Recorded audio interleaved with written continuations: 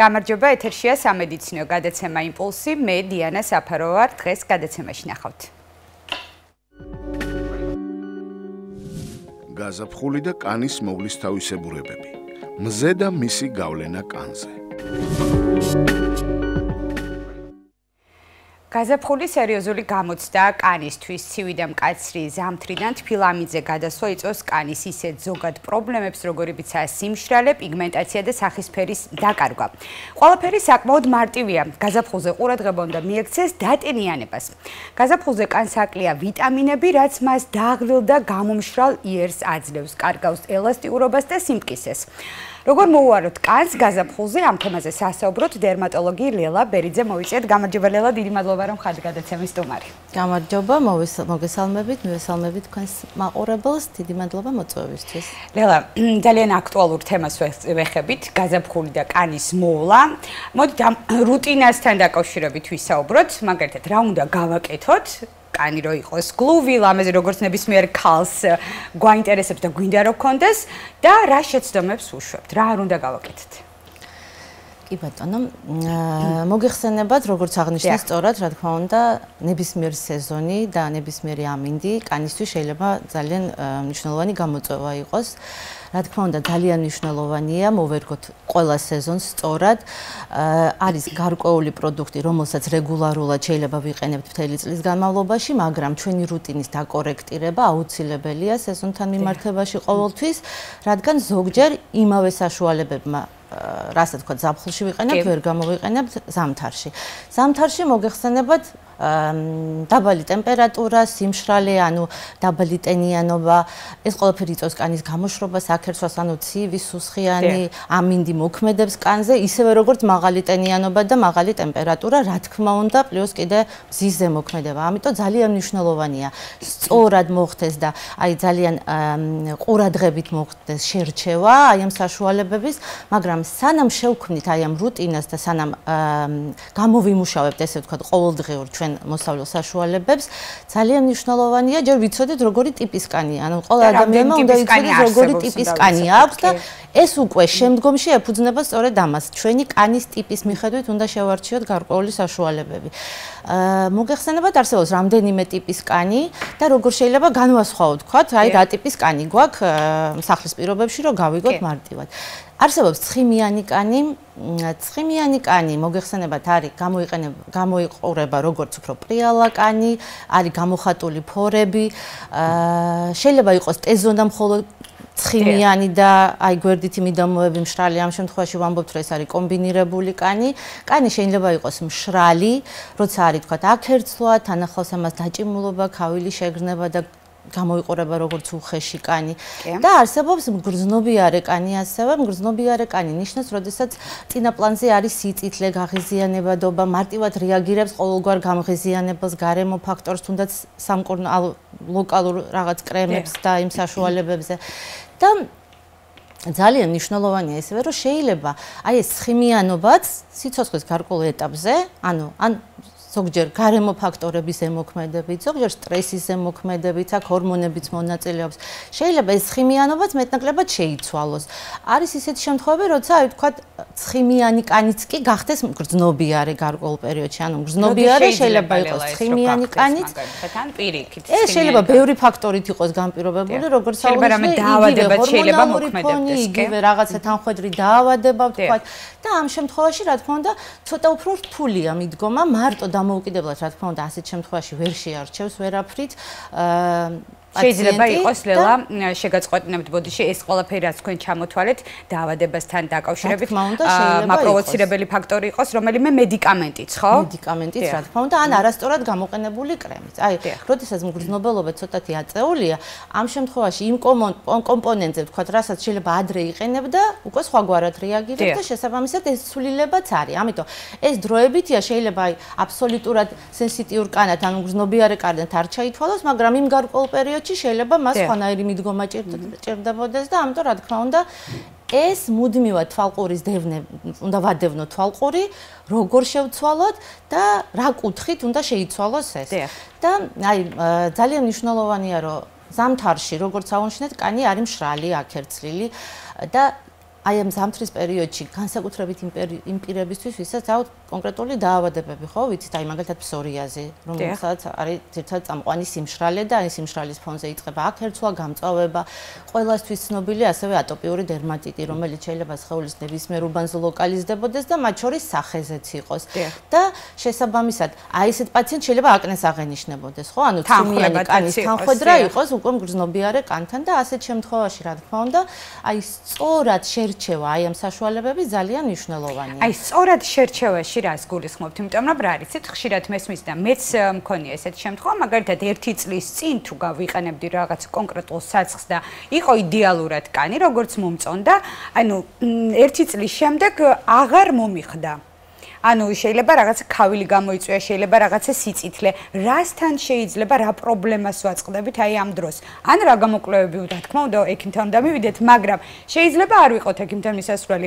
ან კომპონენტზე გქონდეს შეიძლება რაიმე ალერგიული ფონი თუ რა ხდება? აი ეს მომენტია, რაზეც ვისაუბრეთ ზუსტად, რომ აი შეიძლება კონკრეტულ სიტუაციაში თქვენი მგრძნობელობა გარკვეული მიზეზების გამო და ეს შეიძლება იყოს როგორც გარემო ფაქტორების გამო მოხდით ისეთ ამინჩის სუსხში რამაც მეტწილად მოახდინა ზეგავლენა და პროვოცირება, ან მიიღეთ რაღაცა მედიკამენტი, ან ჰორმონალური ფონი შეიცვალა და აი ამის ფონზე უკვე რაღაცა სხვაგვარად რეაგირებს თქვენი კანი, მაგრამ ყველაზე მნიშვნელოვანი დეტალი რა არის, როდესაც ვარჩევთ რაღაცა საშუალებებს და ვიყენებთ აი ამ მოსავლელ საშუალებებს, ანუ ყოველდღიურ რუტინას, რასაც ვეძახით, რასაც ვიყენებთ დილით, საღამოს, არის ქალბატონები განსაკუთრებით, რომლებსაც ძალიან ეს საფეხურები, აი 8-10 საფეხურიანი რუტინაც, რა თქმა უნდა, აქაც ბევრია ფაქტიურად და რომელიმე კომპონენტი უნდა მოიძებნოთ. შესაძლოა იყოს უკვე გამაღიზიანებელი ან არასწორად შერჩეული და ის უკვე სრულიად ასახავს იმას, რომ ვერულის კანს ფაქტიურად სწორად.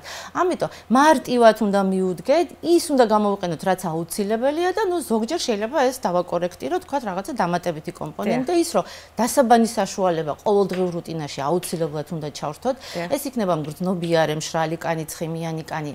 სწორად შერჩევა გულისხმობს იმას, რომ ის რომ აი ცხიმიანი კანის შემთხვევაში ეს დასაბანის საშუალება სხვა კომპონენტებს შეიცავს. ამიტომ დატანებული არის ანოტაცია, რომ ეს არის გამოსაყენებელი და ცხიმიანი და აკნესკენ მიმართული კანისთვის კი.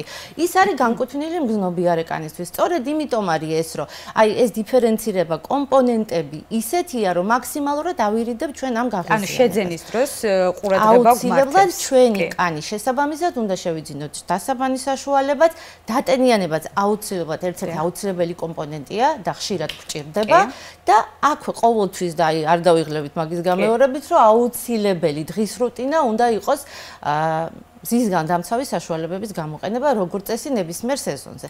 და რა განსხვავება შეიძლება იყოს? აი ზამთარში და თქვა ზაფხულში, ხო? აი რა შეიძლება შევიტანოთ ან გაზაფხულზე. ზამთარში რახან უფრო უხეშია, სქელია, კანი გაუხეშებულია, აქერცლილია. ან დროს ჩვენ შეიძლება გამოვიყენოთ უფრო ცხიმოვან ბაზაზე დამზადებული კრემები, რომელიც უფრო ღრმად და კარგად დაატენიანებს. თუმცა ზაფხულში აი ესენი უკვე მაპროვოცირებელი იქნება რაღაცა კონკრეტული პრობლემა. შეიძლება გამონაყარიც გაჩნდეს თუ ცხიმიანი და აკრესკენ მიდრეკილი კანი აი ესეთმა საშუალებებმა ჩახურებას გამოიწვევს, აი უფრო მეტად ოფლიანობა წამოვა, უფრო მეტად ცხიმის გამოყოფა წამოვა, ფორები გაივსება, გაიჭედება და პირიქით დამატებით პრობლემები შეექმნება. ამიტომ ზაფხულში უპირატესობას ვანიჭებთ უფრო აი გელ კრემებს, თქვა, უფრო მსუბუქი სტრუქტურის, უფრო წყალზე დამზადებულ კრემებს, ვიდრე თქვა მსუყე კრემებს, რომელიც უფრო ზამთარში გამოიყენება. ანუ აზრი ისეთია, რომ ზამთარში სულ სხვა პროდუქტი უნდა გამოვიყენოთ, უფრო ასე ვთქვათ, მძიმე ამინდის შესაბამისად, რომ კანი უფრო იყოს მაგალითად კარგად რო იგრძნოს კანმა თავი და ზაფხულში რადგან არის უფრო მეტი ოფლიანობა და უფრო ხო სწორად ვამბობ, ხო? უფრო მსუბუქი საშუალებები უნდა გამოვიყენოთ, ხო? რა თქმა უნდა, ხა დატენიანებასთან ერთად ვიყენებთ ანტიასაკობრივს ხაც, ხო? აქაც მნიშვნელოვანია აი ზაფხულში ჩვენს ყოველდღიურ რუტინაში არ უნდა შევიტანოთ სიახლე, ვთქვათ, მაღალ კონცენტრირებული რეტინოლის სახით, ან ვთქვათ, მაღალ კონცენტრირებული C ვიტამინი. თუ მანამდე ვიყენებთ ამ პროდუქტს და შეჩვეულია, კანი ადაპტირებულია, შეიძლება გამოყენება, მაგრამ აი როდესაც ეს უკვე სიახლეა, რეტინოლი თვითონ არის გამაღიზიანებელი, გამშრობი, იწევს რაღაცა გარკვეულწილად გამოვიებებს და სითბოში უბრალოდ არა, სიცხეში უბრალოდ აი ეს მგრძნობელობა, როცა ამ ისეც და დიდია დამწრობის რისკი და მაღალი ტემპერატურის ზემოქმედების რისკი, ამ ფონზე შეიძლება უფრო მეტად წამოვიდეს რაღაცა პრობლემები. ამიტომ ეს სიახლის შეტანა აი რეტინოლის მაღალ კონცენტრირებული რეტინოლის და სხვა შრატების სახით რასაც ვიყენებთ, კი ბატონო, დამატენიანებლად, აი ერთ-ერთი კიდე მთავარი შეიძლება ხო ყოველდღიურ რუტინასთან ერთად გამოვიყენოთ რაღაცა კოსმეტოლოგიურ პროცედურებსაც მივმართავთ ხშირად, ხო? აი ნიღბები, დამატენიანებელი, რომელსაც რეგულარულად შეიძლება ვთქვათ, კვირაში ერთხელ ან ორჯერ გამოვიყენოთ.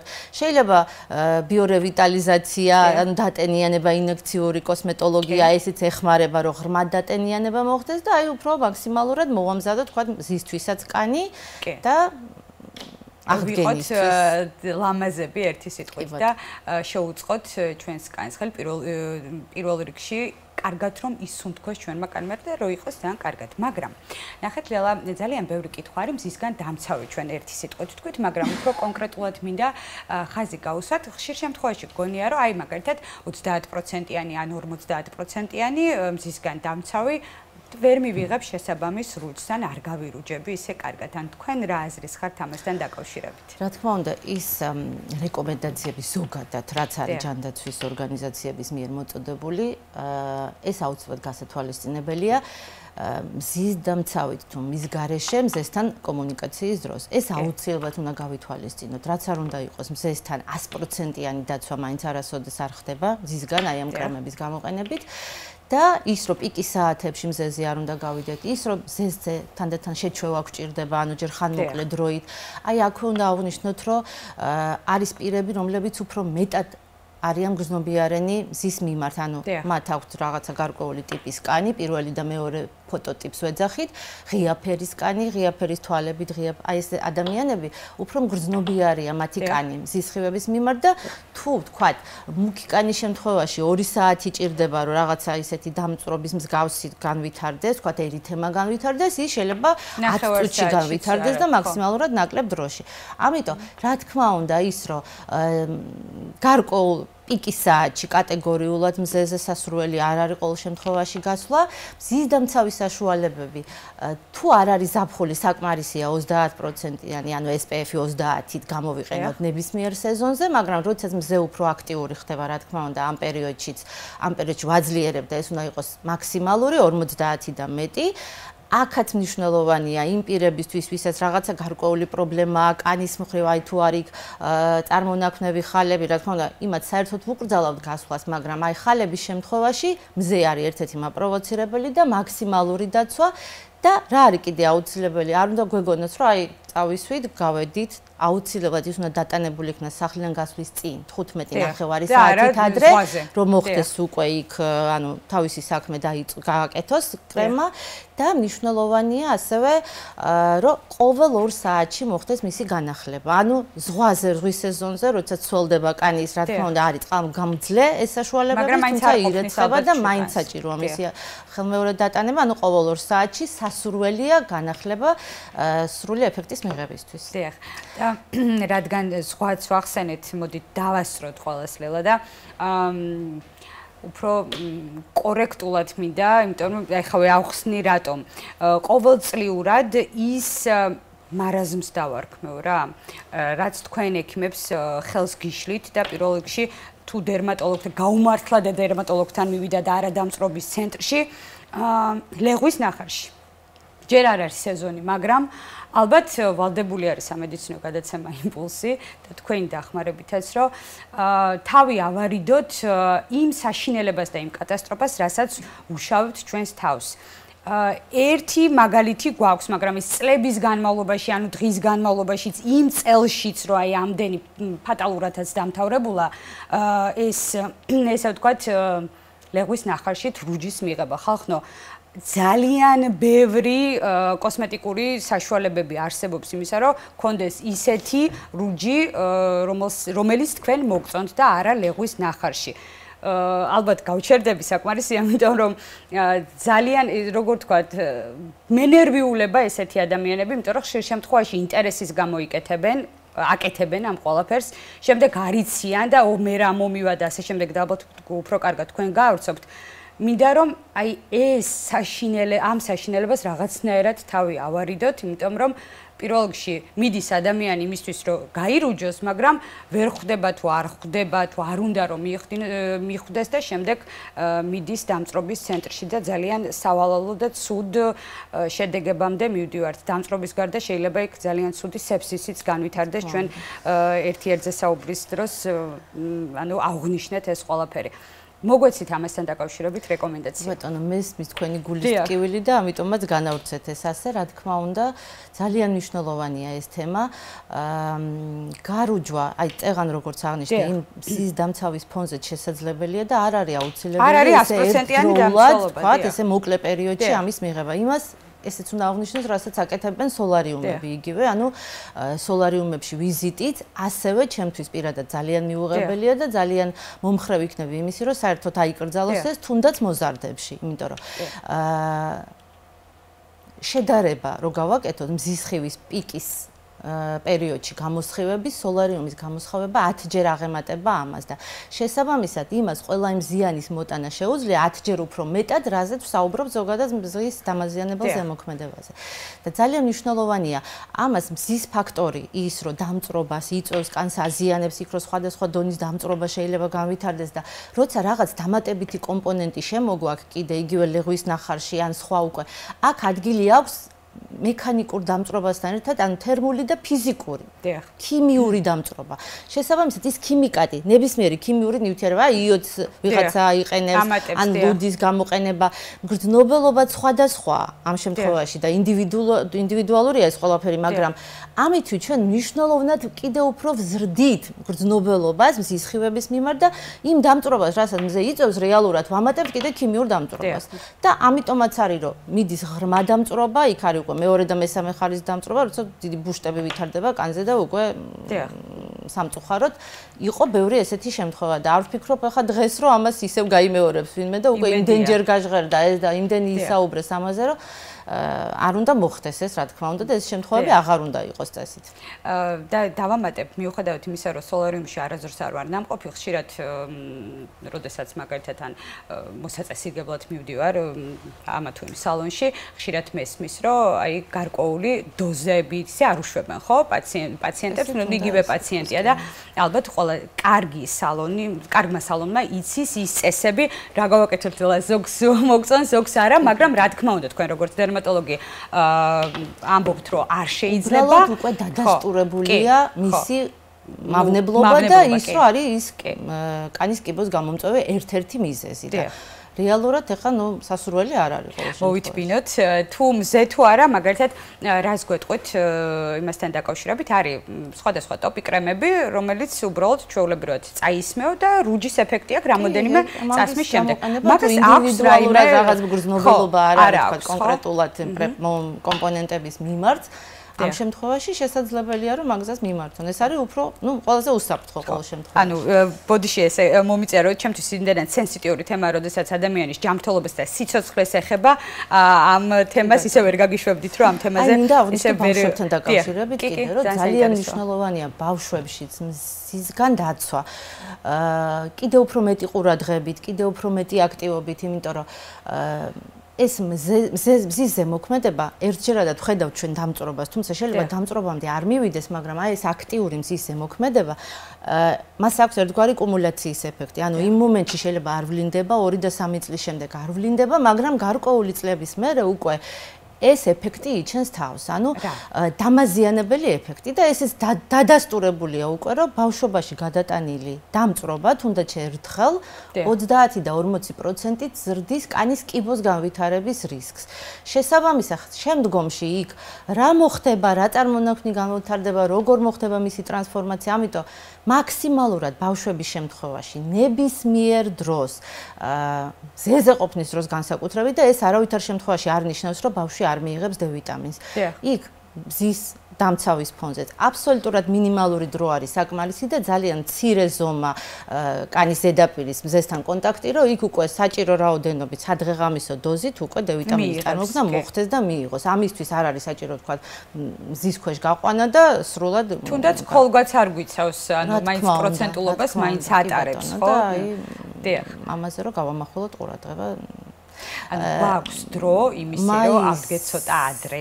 კი ბატონო, კი და ბატონო. მივიღოთ რაც ახსენეთ ის D ვიტამინი, რაც ჩვენს ორგანიზმს სჭირდება. საღამო საათებში, 4 საათებში კი.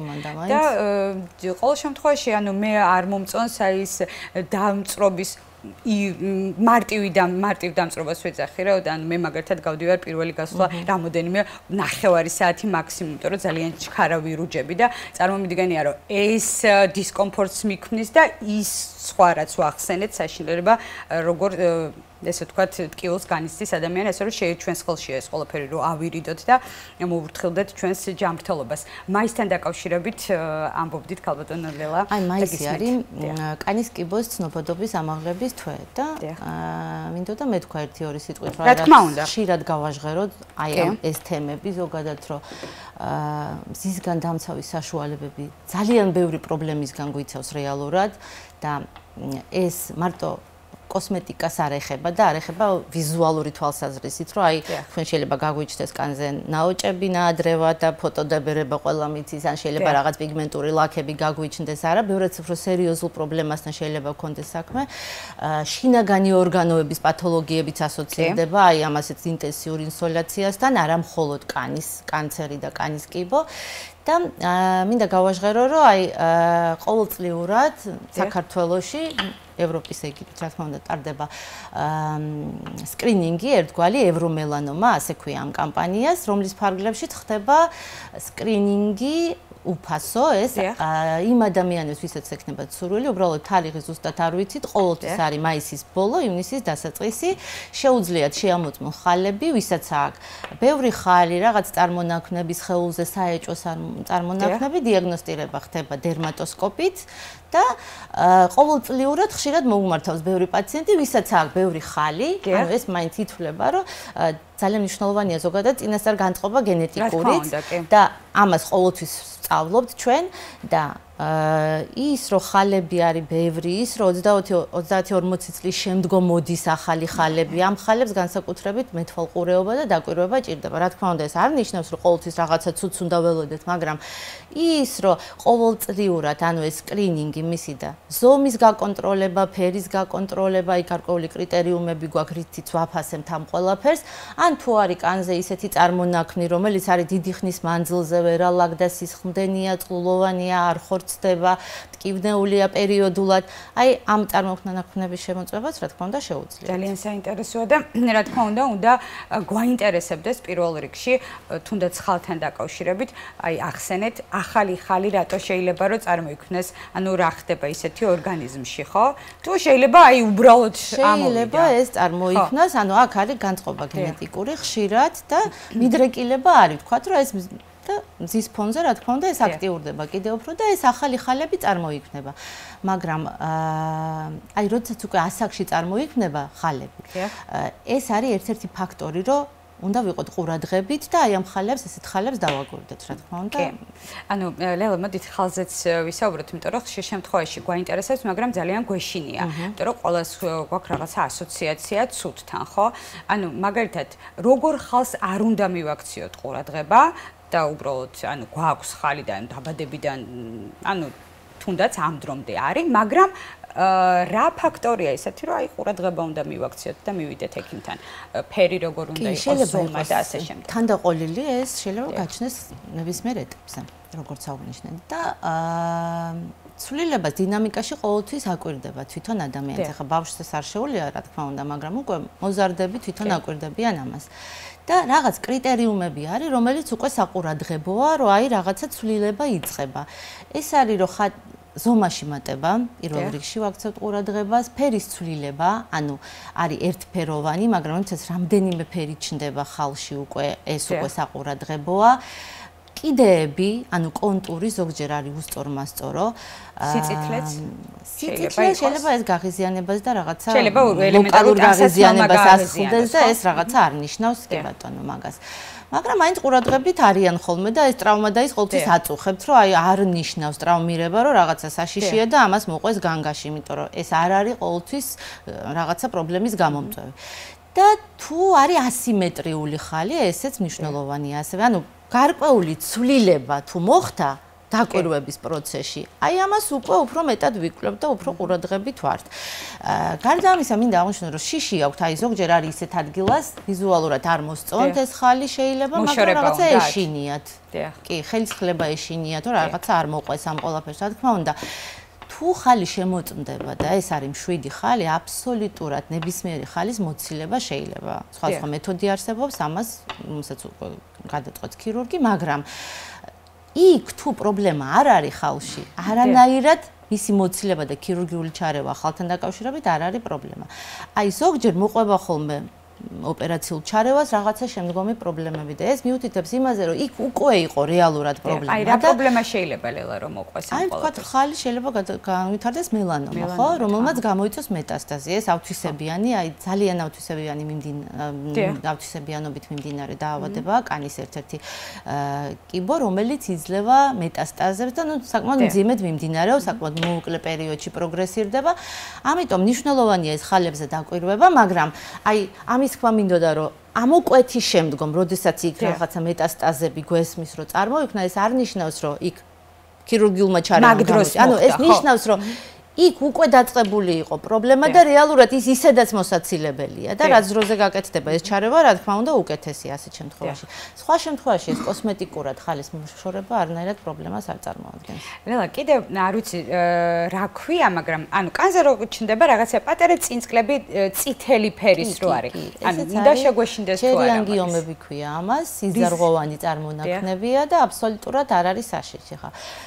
იშვიათ შემთხვევებში, როცა ძალიან ბევრია, ზოგჯერ შეიძლება რაღაცა შიგნგანი ორგანოების პათოლოგიასთან ასოცირდეს, როცა ბევრი მოდის მასიურად, ამ დროს შეიძლება სხვა კუთხით დავიწყოთ კვლევა, მაგრამ ზოგადად ეს როცა ჩნდება, ზოგჯერ არის ორსულობის ფონზე, ჰორმონალური ცვლილებების ფონზე, საფხულში, მზისზე გავლენის ქვეშ, მოცილება აბსოლუტურად შესაძლებელია.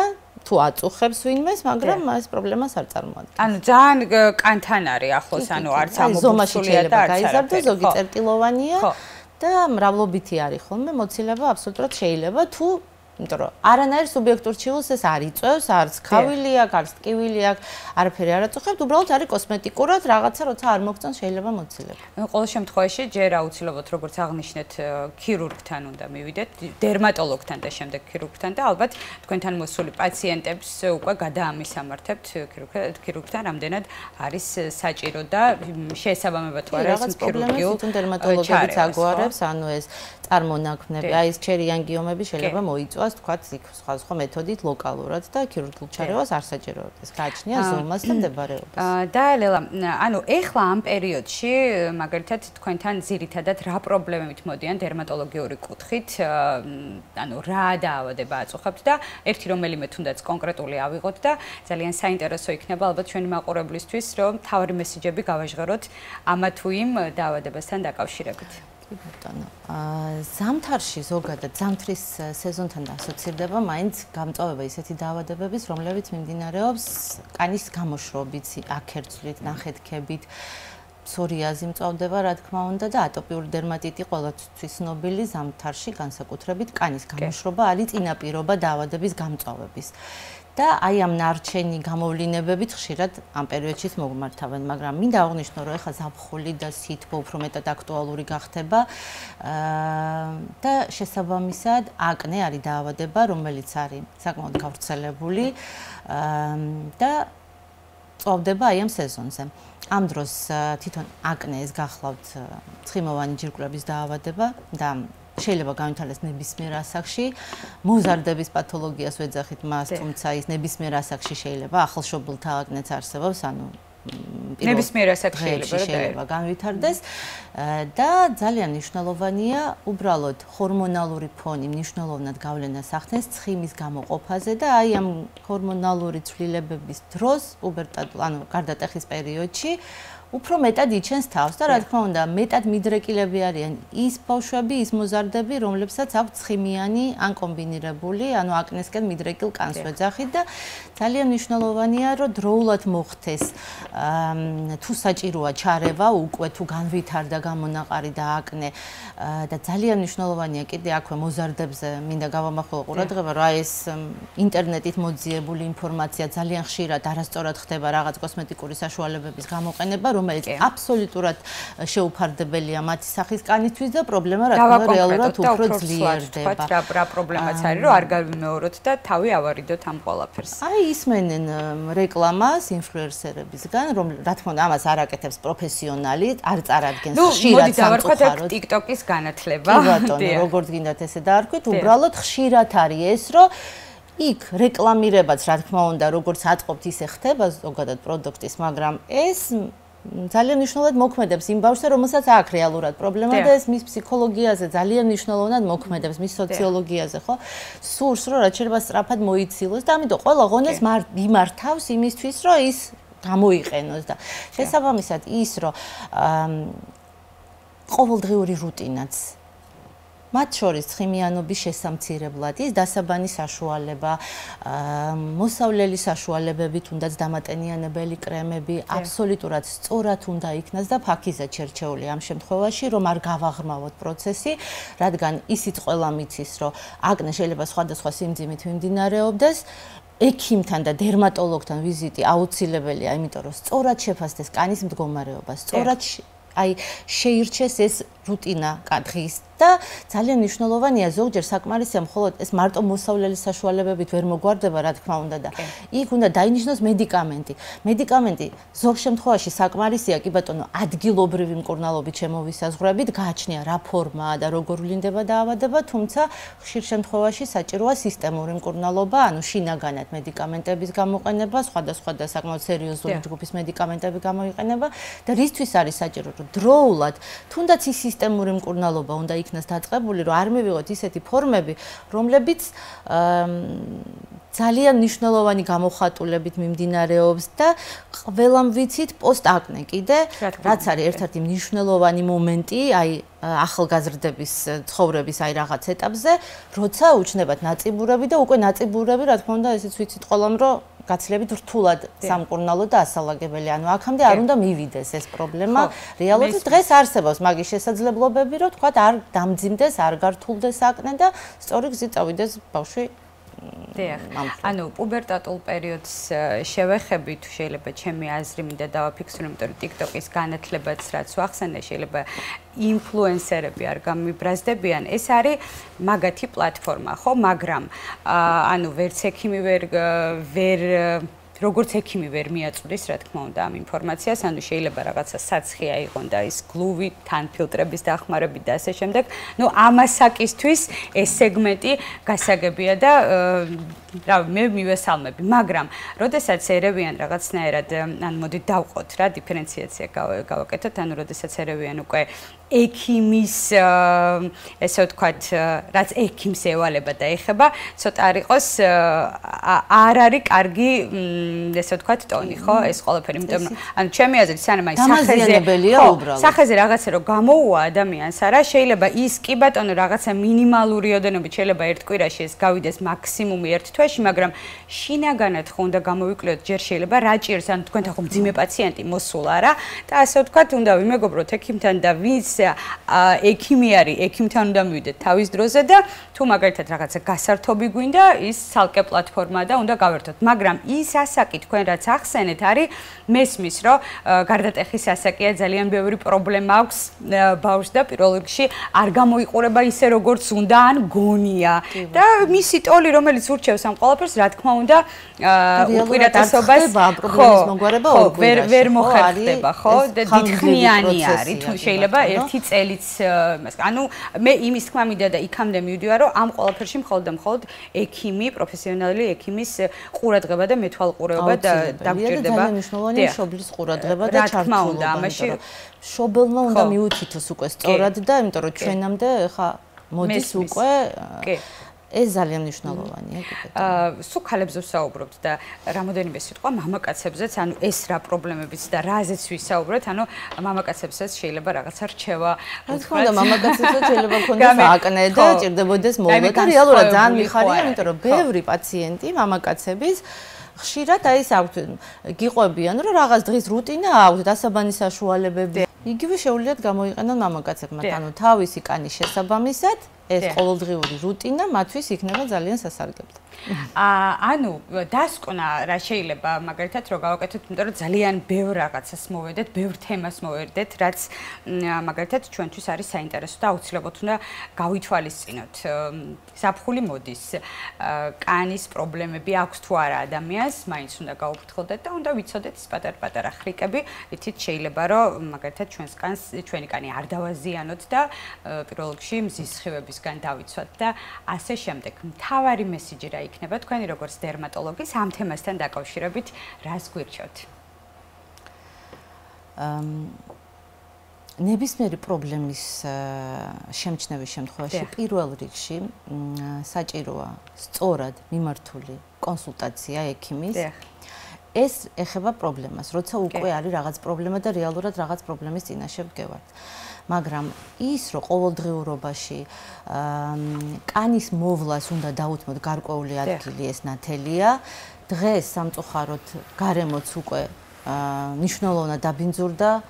ძალიან მნიშვნელოვანია ის მავნეჩვევებიც, რაც ასევე ემატება ამ ყველაფერს, აი ამ აღნიშნულ გარემო ფაქტორებს, სხვადასხვა პრობლემებს და მაქსიმალურად უნდა შეეცადოს ყველა, რომ თავისთვის რაღაც გარკვეული დრო გამონახოს, გამოიყენოს ეს ელემენტარული, რაც აღნიშნეთ, არ არის აუცილებელი ბევრი თავის მოვლის საშუალებები, უნდა მაქსიმალურად ხელი შეუწყოთ ასევე კვების მხრივ და დავაკორექტიროთ, სწორი კვება მარტო ჯანმრთელობისთვის, არამედ ჩვენი სილამაზისთვისაც საჭიროა და მოუაროთ და მოусმინოთ ჩვენს ორგანიზმს, ეს იქნება ყველაზე კარგი და მოუფრთხილდეთ.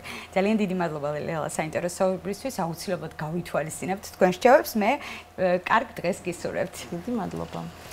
შეგახსენებთ იმპულსის შეკითხვებს დერმატოლოგი ლელა ბერიძე პასუხობდა, ამით კი ჩვენი გადაცემა დასასრულს მივახვალ და მე ჯანმრთელობას გისურვებთ და მომავალ შეხვედრამდე გემშვიდობებით.